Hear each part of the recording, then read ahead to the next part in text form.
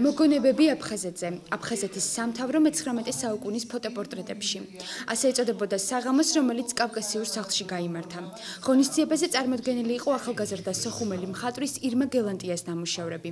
შეხვედრა მოეწყო კავკასიური სახლის პროექტის ფარგლებში კულტურის კალენდარი და ორგანიზებას უწევდა აფხაზეთის კულტურის მოღვაწეთა კავშირი მშვიდობისა და თანამშრომლობისათვის კომპოზიტორ ია მაისაიას თაოსნობით.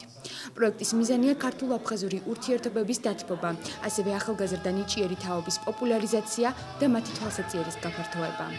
მაშინ, როდესაც ჩვენ თვითგადარჩენისთვის ვიბრძოდით, მე როგორც ხელოვანმა ჩავთვალე აუცილებლობად, რომ ბავშვებისთვის მიმეწოდებინა სულიერი საზრდო. გავაკეთეთ ჩვენ კულტურულ საგანმანათლებლო პროგრამები, სადაც ბავშვები ეზიარებოდნენ ხელოვნებას, ლიტერატურას, ისტორიას. ნახატები წარმოდგენილია უფრო დეკორატიულ ხასიათში, ხატავ ხოლმე.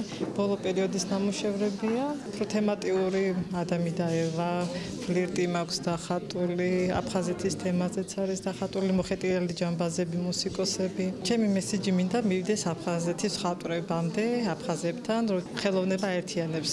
არის ნამუშევარში ან მინორული, ან კონტრასტული, რასაც ფერწერა ქვია და რასაც იმპრესიონისტები გამოსახავდნენ, ეს ძალიან დიდი სახით იყო აფხაზეთში და ეტყობა ქვეცნობიერად ამ მხატვარში დევს ის სულიერი ის ბავშვობის მოგონება, რომელიც ფერის საშუალებით გადმოსცემს არა პირდაპირ მნიშვნელობით აფხაზეთს, არამედ აი ფერით გამოხატავს თავის ჟღერადობით იმ განცდას, რაც შინაგანად ირმა გელანტიას შემოქმედებაში და შინაგან სულში ზის. დღევანდელი საზოგადოება როგორც არასდროს საჭიროებს კონცენტრაციას ამ თემაზე, რაც უფრო მეც ვისაუბრებთ, რაც უფრო გულთან მივიტანთ და დავაინტერესებთ მომავალ თაობას, ჩემი შრომის მიზანი ძირითადად ეს არის.